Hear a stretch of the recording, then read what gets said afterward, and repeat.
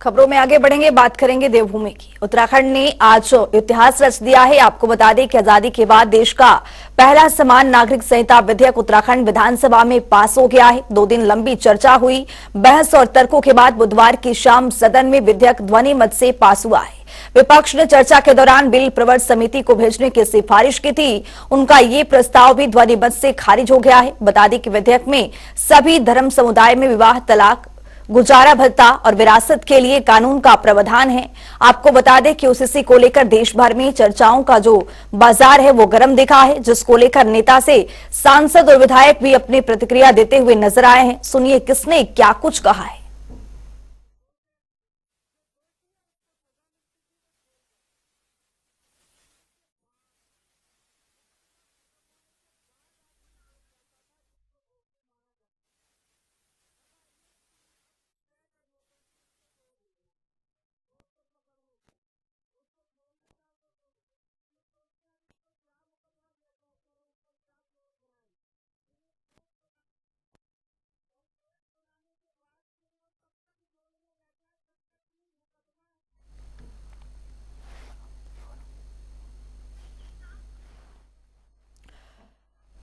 तो आपको बता दें कि उत्तराखंड ने एक बड़ा इतिहास रचा है। पुष्कर सिंह धामी के नेतृत्व में यहां पर यूसीसी लाया गया और आपको बता दें कि यूसीसी ध्वनि मत से पारित भी हो गया है। आजाद देश के भारत के पहली बार इस इतिहास को रचने वाला उत्तराखंड बना है। यूसीसी बिल में क्या कुछ है आपको बता रहे ग्राफिक्स के जरिए। सभी धर्म की बेटियों की शादी की जो उम्र है वो एक समान हो गया है। सभी के लिए विवाह रजिस्ट्रेशन कराना अनिवार्य हो गया है। पहली पत्नी के जीवित रहते दूसरी शादी नहीं कर सकते हैं। तो वहीं आपको बता दें उत्तराधिकार में लड़का लड़की को भी बराबरी का हक दिया गया है। अनुसूचित जनजाति को यूसीसी से बाहर रखा गया है। लिव इन रिलेशनशिप वालों को वैधानिक घोषणा की जाएगी।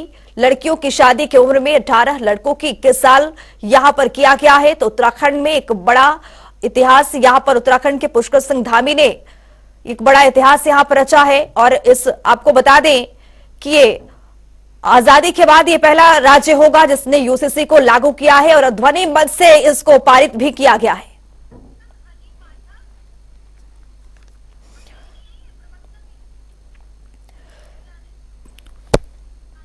तो हमारे साथ हनी पाठक बीजेपी के प्रवक्ता जुड़ चुके हैं। हनी पाठक जी, आपका बहुत शुक्रिया। नमस्कार। नमस्कार खुशबू जी। हनी पाठक जी, ध्वनि मत से तो यूसीसी अब पारित हो गया है, क्या कुछ कहेंगी, कितनी खुशी? बहुत ही ज्यादा खुशी, और ये हमारे उत्तराखंड के लिए गौरवपूर्ण बात है क्योंकि आजादी के बाद ये पहला राज्य है जिसने इतना साहसिक कदम उठाया है, जो कि हमारा उत्तराखंड सौभाग्यशाली है, निश्चित तौर पे सौभाग्यशाली है, जिन्हें मुख्यमंत्री के रूप में माननीय पुष्कर सिंह धामी जी मिले हैं, जिन्होंने जो वादा किया था उसको धरातल पर उतारा है। अपितु यही एक वादा नहीं, नकल विरोधी कानून ले लीजिए, चाहे भूमि अधिग्रहण बिल ले लीजिए, चाहे 30% महिलाओं का शैक्षिक आरक्षण ले लीजिए, कोई भी ऐसा कानून, धर्मांतरण कानून ले लीजिए, सबसे सख्त से सख्त नकल विरोधी कानून, जिसकी तर्ज पे केंद्र सरकार भी अब इस तरह का कानून लागू करने वाली है। तो ये हमारे उत्तराखंड के लिए बहुत ही गौरवपूर्ण बात है कि माननीय पुष्कर सिंह धामी जी ने नरेंद्र मोदी जी के नेतृत्व में हमारे उत्तराखंड में ये यूसीसी का बिल पास करवाया। हनी पाठक जी, लेकिन विपक्ष यहाँ पर लगातार हमलावर है। उनका ये कहना है कि जब समान नागरिक संहिता है तो अनुसूचित जातियों को बाहर क्यों? सवाल ये बड़ा इनसे। हाँ देखिए, कल भी मेरी इस विषय में बात हुई थी। जरा कांग्रेसियों से मैं एक बात कहना चाहूंगी, सभी विपक्षी भूमिकाओं से, कि इन लोगों ने देखिए राम मंदिर की प्राण प्रतिष्ठा का अवसर ले लीजिए, चाहे यूसीसी बिल का समर्थन ले लीजिए, इन्होंने राम मंदिर की प्राण प्रतिष्ठा के समय तो अपनी फजीहत कराई तो कराई है, यूसीसी के समय भी ये अपनी वही फजीहत कराने पे लगी है। इनसे पूरी आबादी के बारे में पूछिए कि उत्तराखंड में कौन सी प्रतिशत की कौन सी आबादी रहती है। अगर ये देखें और आंकड़ों के साथ बात करें तो आंकड़े ये कहते हैं कि हमारे उत्तराखंड में 14% मुस्लिम बहुल्य क्षेत्र के लोग रहते हैं और मुस्लिम लोग रहते हैं 14%। और जिस ट्राइब की ये बात करते हैं वो ट्राइब एरिया हमारे उत्तराखंड में मात्र 2% है जी। तो 2% और 14% का जरा सा ये थोड़े तुलना करें और गणना करें तो इन्हें समझ में आएगा कि हमारे उत्तराखंड में 14% मुस्लिम लोग रहते हैं और 2% मात्र रहते हैं। तो जो मुस्लिम समुदाय है उनको पूरी तरीके से जिस तरीके से सभी धर्म को एक समान रूप से लागू किया गया है, सबके कानून एक तरह से लागू किए गए हैं, उसमें जरा ये वहां जाकर ये पूछे कि बहु विवाह जो ये समाप्त होगा, हनी पाठक जी, कितनी ज्यादा परेशानी जो हम महिलाओं को होती थी समाप्त होने पे कितनी खुशी का इजहार वो कर रही हैं। इन सब चीजों को भी इनको हनी ध्यान पाठक देना जी चाहिए। हमारे साथ शिषपाल सिंह बिष्ट प्रवक्ता कांग्रेस पार्टी के जुड़ चुके हैं। शिषपाल बिष्ट जी, आपका बहुत स्वागत है जनता टीवी में। धन्यवाद आपका। शिषपाल बिष्ट जी, यहाँ पर यूसीसी ध्वनि मत से पारित हो गया है, लेकिन लगातार आप हमलावर नजर आ रहे हैं, आप लोग, आपकी पार्टी, क्या कहेंगे आप? देखिए, यूसीसी विधानसभा से पास हो गया है, अच्छी बात है, बधाइयां हैं हनी पाठक जी को। और धन्यवाद। अगर ये पूरी चर्चा इस पर होती, अगर सभी पक्षों का इसमें सहमति होती, उनसे विचार विमर्श क्या होता तो बहुत अच्छा होता। लेकिन इसमें आपने देखा जिस तरीके से लिव इन रिलेशन को जो है वैधानिकता देने की कोशिश हुई है, वो निश्चित तौर पर डिबेटेबल इशू था, क्योंकि अब अन्य राज्यों के युवा इस राज्य में आकर के जो है अपनी इच्छाओं की पूर्ति करेंगे, क्योंकि आपने कह दिया कि रजिस्ट्रेशन करा के कोई भी जो है रिलेशन में रह सकता है, क्योंकि हमारी संस्कृति जो है उसको वैधानिकता देने की नहीं है, न इस प्रकार के जो है संबंधों को स्वीकार करती है।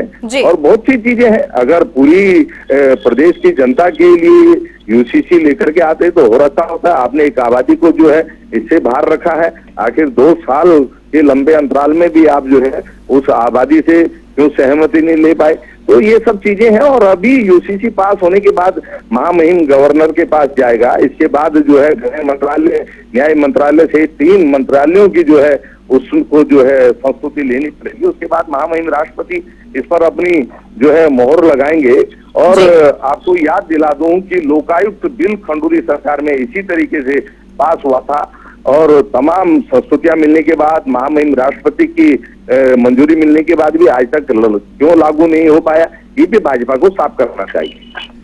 हनी पाठक जी, शिषपाल बिष्ट जी आपको बधाई तो दे रहे हैं, लेकिन अपनी साफ तौर पर यहाँ पर नाराजगी भी जाहिर कर रहे हैं, क्या कहेंगे आप? अब मैं इनको इनकी बात का जवाब देती हूँ। इनकी मुख्य प्रवक्ता ने एक पोस्ट डाली है कि सरकार अब बेडरूम तक, तो मुझे इसका जवाब चाहिए शिषपाल बिष्ट जी से कि लिव इन रिलेशनशिप की जो ये अभी मेरे को बात बता रहे थे, मुझे ये बताएं, आप भी खुशबू जी एक महिला हैं जी, लिव इन रिलेशनशिप में उत्तराखंड में आप पता नहीं कब से रह रहे हैं लोगों के बीच में, क्या यहाँ पर एक आबादी लिव इन रिलेशनशिप में नहीं रहती है? और सिर्फ उत्तराखंड की अगर हम बात ना करें, दिल्ली की करें, मुंबई की करें, और भी मेट्रो सिटीज की करें, तो वहां लिव इन रिलेशनशिप में लोग नहीं रहते हैं जी। इनसे मैं ये पूछना चाहती हूँ। लेकिन इसमें ये साक्षी का केस नहीं देखे कि और भी लिव इन रिलेशनशिप में रखी हुई लड़कियों के टुकड़ों में रखी लाश नहीं देखे हैं। लेकिन इसमें प्रावधान जो किया गया है, काश की कांग्रेस के प्रवक्ताओं को ये पढ़ने की फुर्सत मिलती फेसबुक लाइव आकर फालतू की फजीहत कराने से बेटर। मैं इनको प्रावधान याद दिलाती हूँ। लिव इन रिलेशनशिप में अब 6 महीने की कारावास है अगर आप उसका रजिस्ट्रेशन नहीं करवाते हैं सरकार के द्वारा।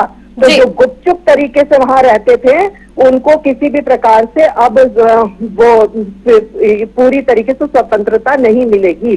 दूसरा, मैं इनको प्रावधान याद दिलाती हूँ, लिव इन रिलेशनशिप में अगर किसी कारणवश बच्चा हो जाता है तो उसको भी पैतृक संपत्ति में हिस्सा मिलेगा। पहले क्या होता था, लिव इन रिलेशनशिप में रहते हुए अगर बच्चा आ जाता था पेट में महिला के, तो लड़कियां मार दी जाती थी, काट दी जाती थी। लेकिन अब क्या है, या छोड़ दी जाती थी। अब उनको पैतृक संपत्ति में हिस्सेदारी मिलेगी। माँ बाप की नजर में होगा वो लिव इन रिलेशनशिप। अब नहीं तो ज्यादातर क्या होता है कि लिव इन रिलेशनशिप में बच्चे रहते हैं, पढ़ने के लिए आते हैं, हॉस्टल्स में रहते हैं और घर शेयर करते हैं, तो अब और समाज में कुरीति फैलती है। तो इससे बताइए, अब पेरेंट्स की भी जानकारी में रहेगा, तो ये सारी चीजें ये देखें, उसके बाद अपनी पोस्ट डाले। इसका अभिप्राय क्या है कि सरकार अब बेडरूम तक, तो बेडरूम तक किसी मियाँ बीवी के नहीं गई है सरकार। काश कि इनके प्रवक्ता पढ़ कर आए होते, स्वयंभू मुख्य प्रवक्ता। इनको ये बोलना चाहिए कि सरकार नहीं, सरकार लिव इन रिलेशनशिप के बेडरूम तक, लेकिन स्वयंभू मुख्य प्रवक्ता है तो इनको पता नहीं है लिखना क्या है। शिषपाल बिष्ट जी, आपका प्रतिक्रिया? हरि पाठक जी को आप सुन नहीं देखिए, रहे थे? ऐसा है, भाजपा के प्रवक्ता जो है व्यक्तिगत आरोप प्रत्यारोप पर न जाने क्यों उतर जाते हैं। व्यक्तिगत आरोप प्रत्यारोप नहीं कर रही हूँ, मैं भी बात कर रही हूँ। खुशबू जी, हरि पाठक जी, ये तो आपका भी अधिकार है, लेकिन लाइव उसी का हरि पाठक जी, जो है आपको भी प्रचलित समय दूंगी होता मैं, है आप या उसी बोलिएगा। को ज्यादा अरे सुन लोग लीजिए, उठाते हैं, देखते हैं हरि पाठक जी एक बार सुन लीजिए और जी। आप जो है अवैध नहीं तो ये ना कहे व्यक्तिगत आरोप। खुशबू जी, मैंने किसी भी प्रकार का व्यक्तिगत आरोप नहीं लगाया। तो भारत की मैं जो प्रचलित मान्यता है, वही संस्कृति मैं आपको याद दिला रही हूँ कि अपने स्वयं प्रवक्ताओं को आप हरि पाठक समझाएं। जी, मैं आपके पास आऊंगी, अवैध आपको संबंधों समय को दूंगी। सरकारी मैम सुन लीजिए एक बार। मान्यता दे रहे हैं, वैधानिक दर्जा अगर दे रहे हैं, तो ये भाजपा का चाल चरित्र और चेहरा जनता के सामने आ रहा है। भाई ठीक है, लोग रहते होंगे, लेकिन वो वैधानिक दर्जा नहीं है उनके, वो अवैधी है और जो है निश्चित तौर पर कानून की नजर में वो सही नहीं है। आप तो उसे कानून की नजर में भी सही ठहरा रहे हैं, आप तो उसे वैधानिकता जो है प्रदान कर रहे हैं। तो ये भाजपा असल में जो कहती है वो कभी नहीं करती है, और देश की जनता, प्रदेश की जनता भाजपा की जो कथनी करनी के अंतर को, चाल चरित्र चेहरे को भली भांति से समझ रही है। विपक्ष अगर जनता की भावना को उठाने का प्रयास करता है तो ये जो है विपक्ष को ही कोसने लगते हैं, जो है अनर्गल आरोप आप विपक्ष पे लगाते हैं। भाई आप जो है सर्वसम्मति से, चर्चा से आखिर भागते क्यों हैं? अगर लोकतंत्र में बहुदलीय राजनीतिक व्यवस्था का अगर सम्मान हो और सभी की अगर सहमति हो, सबको साथ लेकर अगर आगे बढ़े, तो भाजपा जो है उससे हमेशा पीछा छुड़ाना चाहती है, अपनी बात को हमेशा थोपना चाहती है। जो चीज सर्वसम्मति से हो सकती है उसमें जो है आप कहते हैं कि नहीं जी, किसी की सर्वसम्मति की आवश्यकता नहीं, जो हमने कर दिया वही ठीक है। तो ये चीज है, इसका जो है विरोध है। ठीक है, हनि पाठक जी आपके पास आते हुए, आपका समय की यहाँ पर बेहद कमी है हनि पाठक जी, लेकिन आपका एक छोटा सा प्रतिक्रिया। मैंने किसी भी प्रकार से व्यक्तिगत आरोप नहीं लगाया, जो पोस्ट करी गई है उसको ही मैंने बताया है, पहली चीज। दूसरी चीज, संवैधानिक दर्जा किसी भी प्रकार से लिव इन रिलेशनशिप का नहीं दी गया है। यूसीसी को समझने का प्रयास किया जाए। ये कहा गया कि अगर रहते हैं तो उसका रजिस्ट्रेशन आवश्यक है, क्योंकि गुपचुप तरीके से अगर आप रह के किसी बेटी को काट देते हो तो ये चीजें गलत है। ये एक तरह क्राइम को रोकने का प्रयास किया गया है, जो कि शीशपाल बिष्ट भाई साहब को, इतने वरिष्ठ होके, इतने समझदार होके, शायद मुझे नहीं लगता, मैं तो इनसे काफी कुछ सीखने ही कोई मिलेगा मुझे इनसे, क्योंकि ये हमारे वरिष्ठ है और मैं इनसे काफी उम्र में छोटी हूँ। मुझे नहीं लगता मुझे शीशपाल बिष्ट भाई साहब को ये चीज समझानी होगी, क्योंकि मैं इनका आदर और सम्मान पूरी तरीके से करती हूँ और मैं भाजपा की प्रवक्ता होने के बावजूद इनसे बहुत कुछ सीखती हूँ। लेकिन ये चीजें जो है ये बिष्ट भाई साहब को समझनी चाहिए। दूसरी चीज मैं इनको ये बताना चाहूंगी कि सर्वसम्मति से पास होता, बिल्कुल आप सही कह रहे हो बिष्ट भाई साहब कि सर्वसम्मति से पास होना चाहिए, ये चीज आप समझिए और आप अपनी सहमति दीजिए, क्योंकि सहमति लेने के लिए 10 लाख से ज्यादा लोगों की राय ली गई, 774 से अधिक बैठकें की गई, 1 साल का पूरा समय लिया गया। जस्टिस रंजना जी ने साफ साफ कहा कि आप लोग अपनी व्यक्तिगत राय ला कर दीजिए, तो उस समय आप जैसे वरिष्ठ लोगों को अपनी राय लेनी चाहिए थी और विधानसभा सत्र के दौरान इसको आप लोगों से राय लेने के लिए इस सत्र में इसको पास करने की बात कही गई थी। भाई साहब, समय की बेहद यहाँ पर कमी है, माफी चाहूंगी। हनि पाठक जी, शिशपाल बिष्ट जी, आपका बहुत शुक्रिया जनता टीवी पर जुड़ने के लिए और अपनी बातचीत रखने के लिए। मैं उत्तराखंड की सरकार को बधाई देता हूं और साथ ही उत्तराखंड की जनता का आभार प्रकट करता हूं। जब हम चुनाव में गए थे तो हमने कहा था यूनिफॉर्म सिविल कोड लाएंगे, जनता ने हमें अपना आशीर्वाद दिया और हमारी सरकार ने, भारतीय जनता पार्टी की सरकार ने उत्तराखंड में यूनिफॉर्म सिविल कोड लेकर आए हैं। ये भारतीय जनता पार्टी ने जो धारा 370-35A को जम्मू कश्मीर से हटाने की बात कही थी, ट्रिपल तलाक से निजात दिलाने की बात कही थी, भव्य राम मंदिर बनाने की बात कही थी, भ्रष्टाचार मुक्त शासन देने की बात कही थी, और ये सारे वायदे तो हमने पूरे किए ही। अब उत्तराखंड में uniform civil code, Amit ji को बहुत बहुत बधाइयां देता हूं, उत्तराखंड की जनता को बहुत बहुत बधाइयां देता हूं। और ये बहुत लंबे समय से डिमांड थी, समय आने पर उत्तर प्रदेश में भी इस प्रकार का आपको वातावरण देखने को मिलेगा। सबसे पहले तो युवा मुख्यमंत्री पुष्कर सिंह धामी जी को बहुत बहुत बधाई कि जो कमिटमेंट उन्होंने किया था वो कमिटमेंट फुलफिल कल हो गया है और अब वो विधेयक महामहिम राज्यपाल और महामहिम राष्ट्रपति जी के पास अनुमति के लिए जाएगा। मुझे लगता है कि देश इसे हाथों हाथ लेने वाला है, कहीं से कहीं तक कोई दिक्कत नहीं है। जिस तरह की भ्रांतियां समाज में फैलाई जा रही थी, खासकर मुस्लिम समाज में भ्रांतियां फैलाई जा रही थी कि ये मुसलमानों के खिलाफ है, इससे नुकसान हो जाएगा, शरीयत पे हमला, ऐसा बिल्कुल नहीं है।